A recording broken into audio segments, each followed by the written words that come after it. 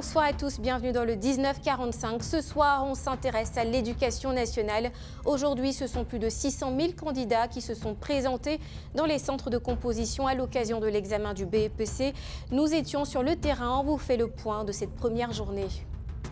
À l'international, le Burkina Faso a adopté une charte permettant au régime militaire du capitaine Ibrahim Traoré, arrivé au pouvoir en septembre 2022 par un coup d'État, de rester 5 ans de plus à la tête de ce pays.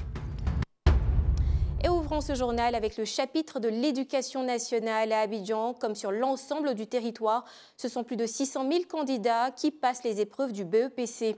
Le deuxième examen à grand tirage de fin d'année a été officiellement lancé par la ministre de l'Éducation nationale et de l'alphabétisation ce lundi 27 mai au lycée moderne de Cocody. Comme les autres années, la dynamique de la lutte contre la tricherie est maintenue pour offrir des diplômes de qualité. André Sémian, Chilina, Le Bonsoro, Pierre Loua sont allés recueillir le pouls dans les centres d'examen à Abidjan et à Daloa, suivant leur reportage commenté par Karel Dablé.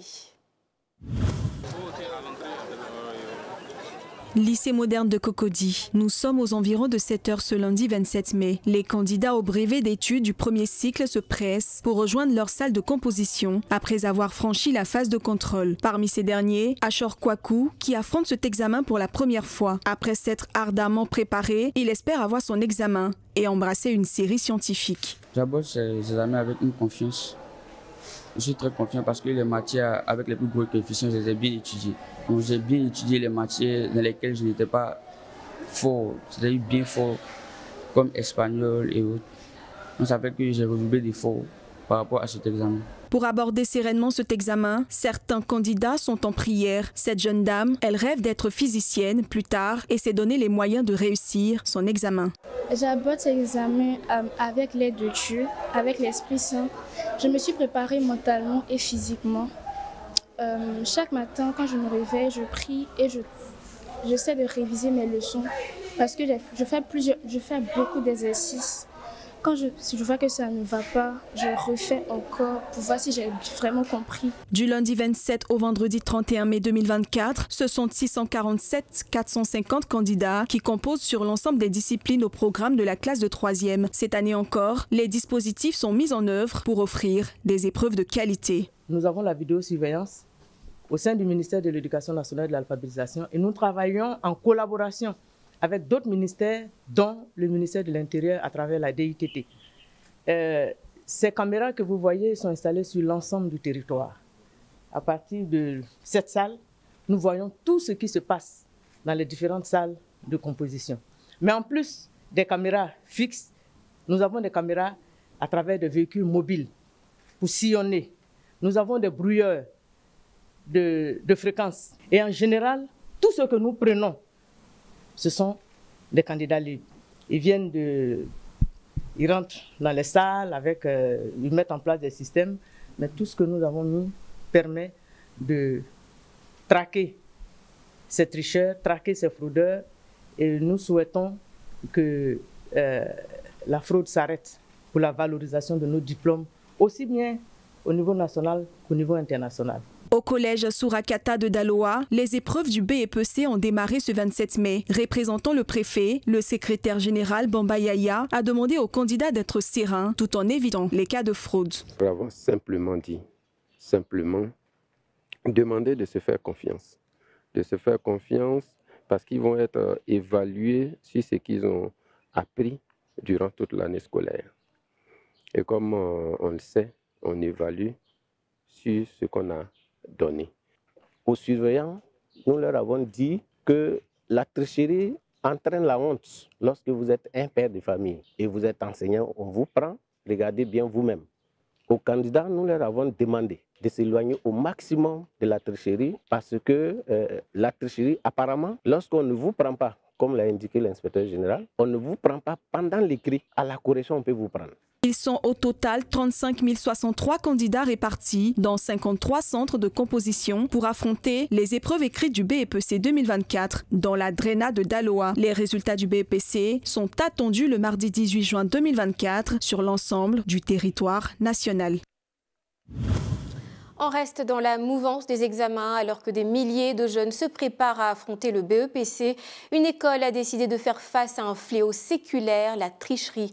Pour garantir l'intégrité de l'examen, l'établissement a installé des caméras de surveillance dans ses salles de composition. Les détails avec Sandrine Quadio et Wilson Ndri.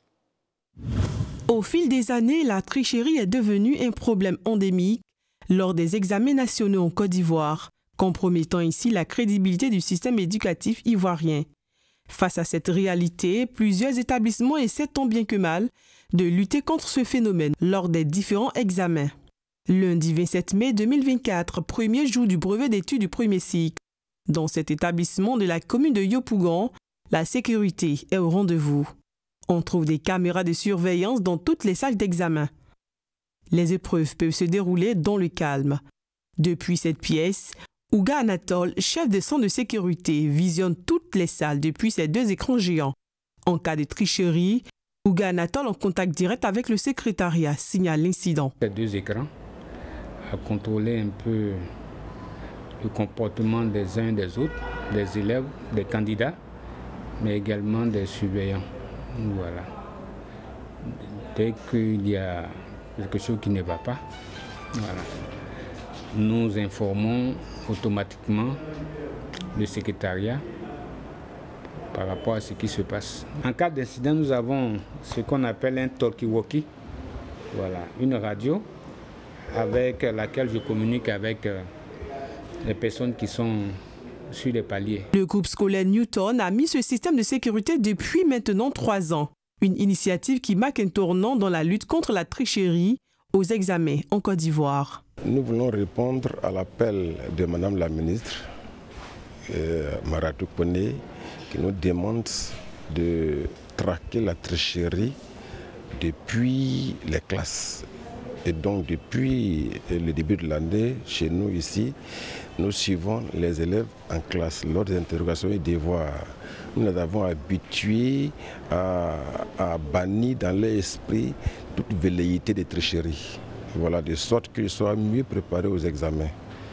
Et donc nous faisons en sorte qu'il n'y ait aucune possibilité de tricherie. Voilà. Notons que les épreuves prennent fin ce vendredi 31 mai. Les résultats seront proclamés 2 semaines après. Cette actualité fait le buzz sur les réseaux sociaux et pas que. À l'issue de plusieurs semaines de procès, des anciens cadres et dirigeants de l'agence de gestion foncière accusés des faits de faux et usage de faux commis dans des documents administratifs, d'escroquerie, d'enrichissement illicite et de fraude fiscale ont été condamnés. En effet, la formation de jugement du pôle pénal économique et financier a prononcé son verdict le vendredi 24 mai 2024. Le tribunal a condamné l'ex-directeur général de l'AGF, Koulibaly Lamine, et son ancien responsable financier Ouattara Abdoul Karim à 35 mois de prison ferme et de s'acquitter respectivement de 5 milliards et 3 milliards de francs CFA à titre d'amende. Tous les biens meubles et immeubles des condamnés ont fait l'objet de confiscation au profit de l'État de Côte d'Ivoire et ont été confiés à l'agence de gestion et de recouvrement des avoirs criminels pour gestion. Par ailleurs, l'agence de gestion foncière a elle-même été déclarée coupable des faits d'escroquerie et de blanchiment de capitaux. Elle devra donc s'acquitter de la somme de 5 milliards de francs CFA à titre d'amende et à payer des dommages et intérêts aux différentes victimes. À présent, je vous emmène à Douékoué, dans le village de Toa-Zéo, où les femmes des 12 campements de cette localité ont été célébrées à l'occasion de la fête des mères. Saint-Théodore-au-Carré, JJK. Ce dimanche 26 mai 2024, Yaoukro a été le théâtre d'une célébration exceptionnelle. La fête des mères à Taozéo, dans la commune de Diokoué. Sous l'égide de la marraine, connue sous le nom de Maman Boya, les femmes de 12 campements se sont rassemblées pour honorer les mères. En reconnaissance des efforts acharnés des femmes qui se consacrent aux travaux champêtres, Maman Boya a généreusement offert une gamme complète de pagnes aux braves dames de cette localité. Ce sont plus de 50 complets de pagnes qui ont été distribués aux mamans. J'ai préféré venir faire la fête avec mes mamans des campements parce qu'on les oublie en général. Toutes les fêtes se font en ville. L'autonomisation de la femme en milieu rural est vraiment ce qui me motive. Et ce qui m'a motivé à accepter leur invitation, ça me permet de voir ce qu'elles font comme spéculation ici dans le village. Et je me suis rendu compte que c'est le manioc et la transformation. Donc elles m'ont demandé, comme d'habitude, des broyeuses et la presse pour faciliter leurs tâches au quotidien. Et j'ai accepté leur doléance. Je viendrai très prochainement leur offrir une broyeuse et une presse pour alléger leur travail au quotidien, ainsi qu'un forage, parce que vous savez, l'eau c'est la vie. Naturellement, aujourd'hui c'est la fête des mères. Et donc je suis à Diokwe pour aider Maman Boya à célébrer les femmes. Nous avons dit que c'est la femme qui donne la vie. En la femme se trouve beaucoup de choses et donc c'est pourquoi aujourd'hui je me retrouve à Diokwe pour soutenir notre sœur. L'événement a été marqué par des moments de joie et de partage, ponctués de danses festives qui ont symbolisé la solidarité et la gratitude envers les mères. Malgré l'état de la route, notre Maman Boya s'est déplacée jusqu'ici. Elle est venue à cette cérémonie. Vraiment, nous sommes vraiment contentes pour cette cérémonie. Et nous venons de recevoir des cadeaux de la part de notre maman. Nous disons infiniment merci à notre maman. On a reçu un cadeau vraiment qui nous a plu, on est vraiment heureuse.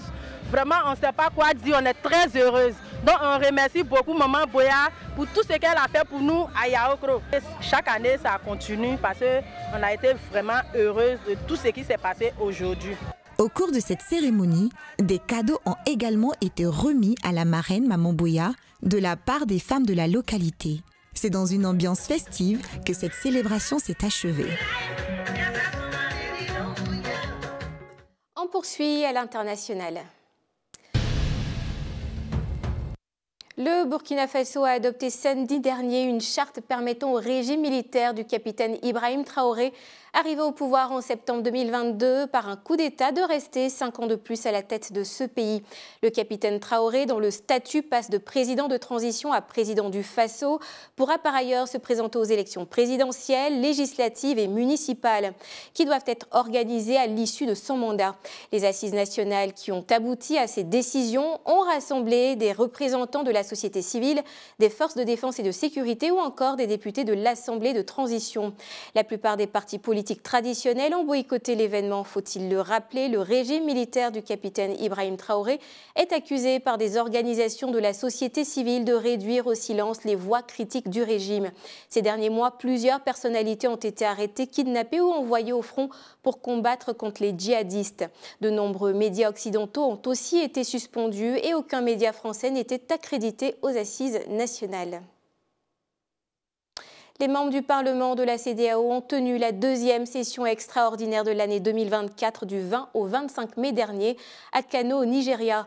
Lors de ces assises, les parlementaires ont abordé plusieurs sujets importants qui menacent la survie de la communauté.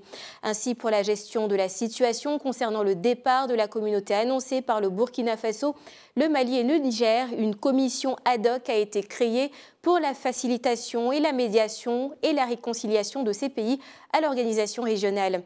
La crise entre le Bénin et le Niger a été également évoquée par les parlementaires de la CEDEAO.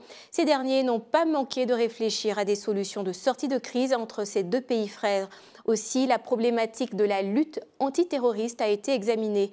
Enfin, un appel pressant a été lancé à la conférence des chefs d'État et de gouvernement ainsi qu'aux autorités de la transition au Burkina Faso, au Mali et au Niger pour la poursuite du dialogue en vue de sauvegarder la démocratie, l'unité et les intérêts de la région ouest-africaine.